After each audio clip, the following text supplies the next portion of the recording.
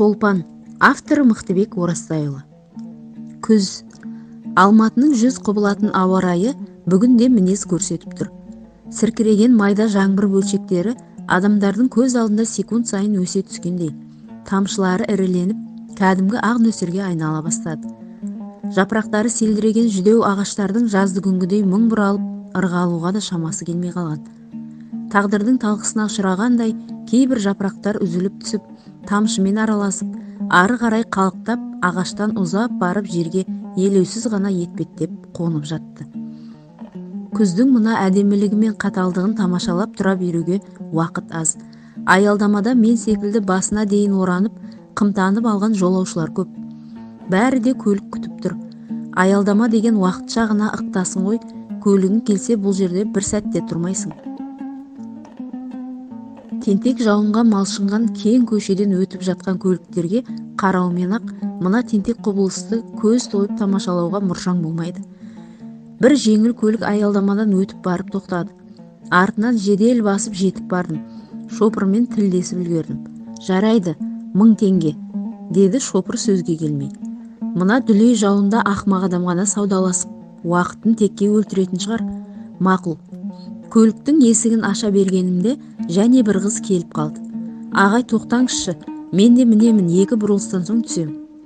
Қыз артына отырды. Су киіммен тар көліктің ішіне жайғасып алу қандай азап еді.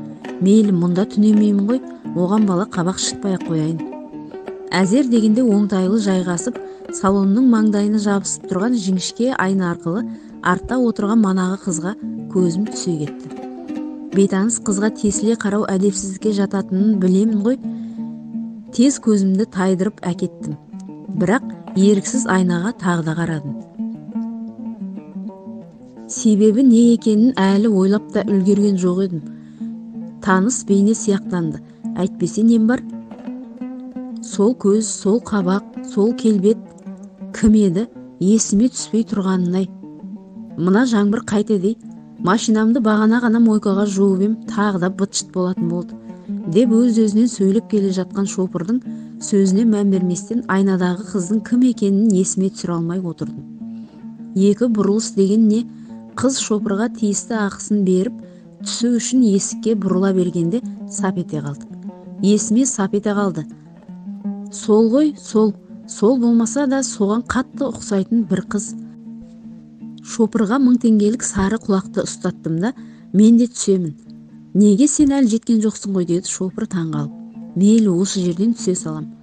Машинадан түскенім сол еді, сырттағы жаңбыр аралас салқын ауа ішке лап етіп кірді де, мыңдаған тамшы бетіме бір сәтте жабыса кетіп, көзімді зорға дегенде аштым.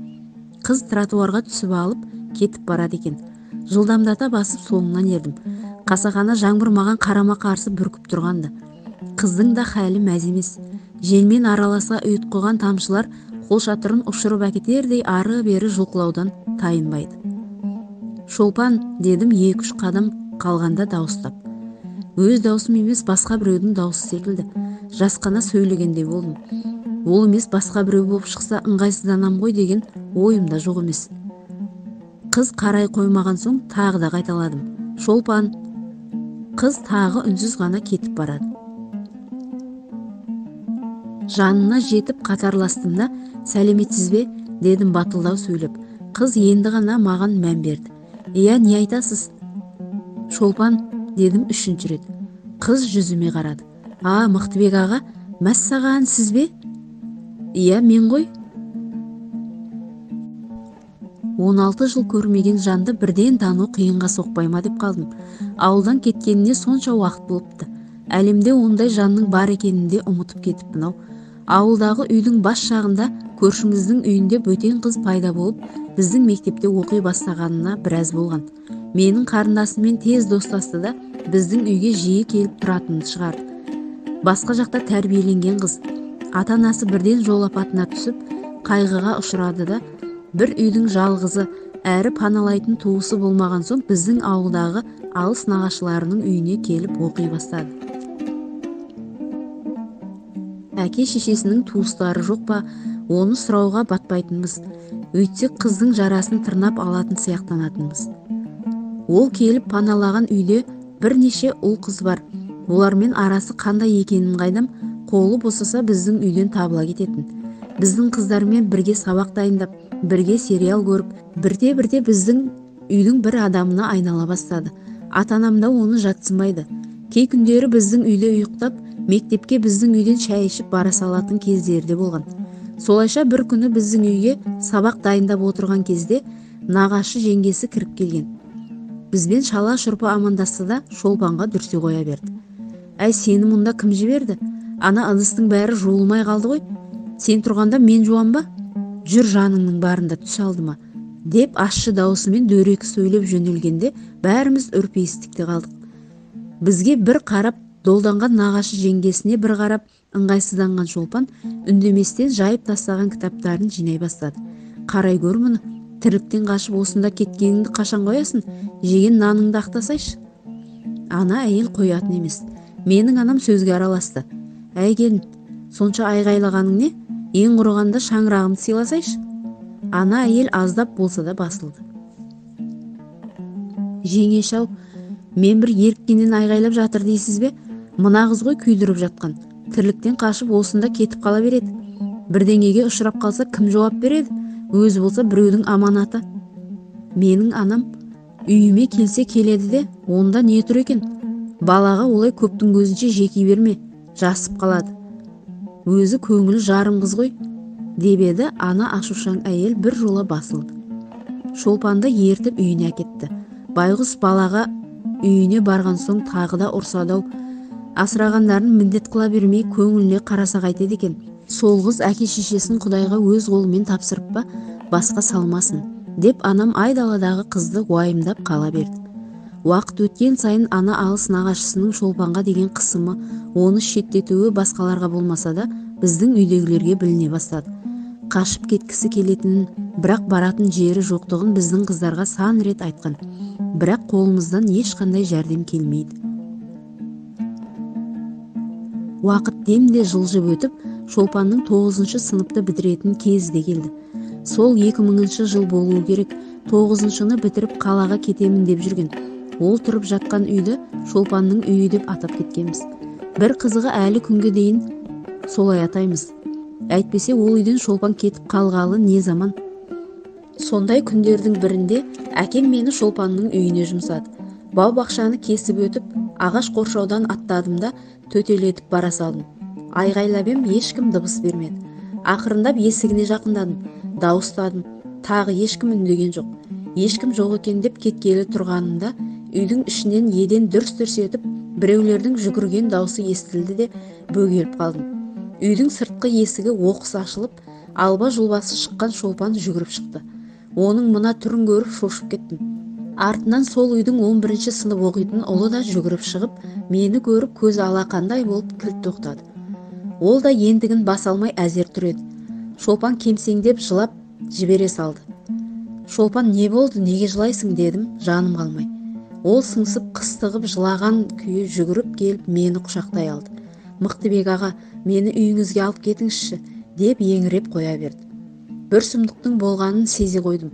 Сыр бермеуге тырыстым да, қой жылама, үлкен қыз болдың ғой, мұның не, дедім жұбатпақ боп. Әр нені бір шатып бұтып. Үйдің табалдырығында қақиып қатып қалған әлгі бала есікті тарс жауып ішке кіріп кетті. Шолпан болса өксігін баса алмай тұр. Сіздердің үйлеріңізге барам, тұрмаймын мұнда. Не болды деп сұраудың жөнін таппадым. Оның жауап берерлік халі де жоқ еді. Шолпанды үйге ертіп кеттім. Ол күні не жағдай болғанын ешкім де білмейді. Шолпан ешқайсымызға да айтқан емес. Кейін ауылда Шолпанды сол үйдің үлкен баласы зорлапты деген өсек қаулады. Шолпан біздің үйде 1-2 күн ғана тұрды. Бірер күннен соң оны таппай қалдық. Нағашысының да үйіне соқпапты. Ай-шай жоқ киімдерін жинап кетіп қалыпты. Қайда кеткенін ешкім де білмейді. Ешкімге ештеңе айтпаған, ешкіммен қоштаспаған да. Кейін анам сол бөлмені жақсылап қараңдаршы, хат қалдырмап па, деп үйді ақтарыстырып еді, онда еш нәрседе табылмады. Нағашысының үйі зыр қағып іздеді. Олар да ешқандай жіптің ұшын ұстай алмай, ешбір дерегін таппады. Шолпанды біраз уақытқа дейін ұмыта алмай жүрдік. Анам болса қайда жүр екен, аман болса болғаны деп ауық-ауық уайымдап та жүрді. Кейде бір ауыз айтпай кетіп қалғаны несі, бізден жамандық көрген жоқ сияқты еді ғой, деп сыртынан ұрсып та алады. Арада 2 ай өткен соң Шолпаннан хат келді. Алматыға кетіп қалғанын, сол жақтағы бір мейрамханада даяшы болып тұрғанын, менің қарындасымнан жолға деп азын-аулақ ақша қарызға алғанын, кейін міндетті түрде әкеп беретінін, бізді сағынғанын, ауылға келсе тек біздің үйге ғана соғатынын тәптіштеп жазыпты. Бірақ өзінің нақты мекен жайын көрсетпеген. Алайда сол күйі ауылға келмеді. Сол Шолпанмен ойда жоқта Алматының жаңбырлы кешінде жолығып қалдым. Өмірі қалай өтіп жатқанын айтқысы келмеді. Несін айтам, тұрмысқа шыққаным жоқ. Жалғыздан жалғыз тұрып жатырмын. Мұғалім екен, қайда тұратынын мекен жайын айтпады. Әлі сол ауылда, сол үйде тұрасыздар ма? Деді бір сөзінде. Иә, ауылға іздеп барамын сіздерді. Баяғы хатында да солай айтып еді. Әңгімелесіп де жарытпадық, ашылып сөйлемеді. Телефон номерін де бермеді, себебін де айтпады. Сол баяғы сөзге сараң Шолпан әлі солай екен. Ол жерде көп уақыт шығындамай-ақ Шолпанмен қоштасып кетіп қалдым. Алматының жаңбыры әлі төпелеп тұр екен. Сырт киімімді бүркеніп киіп алдым да, артымда қалған бір кездегі ауылдас қызды ойлауға шамам да келмей, жауынның астында бір уыс боп тротуарда кетіп бара жаттым.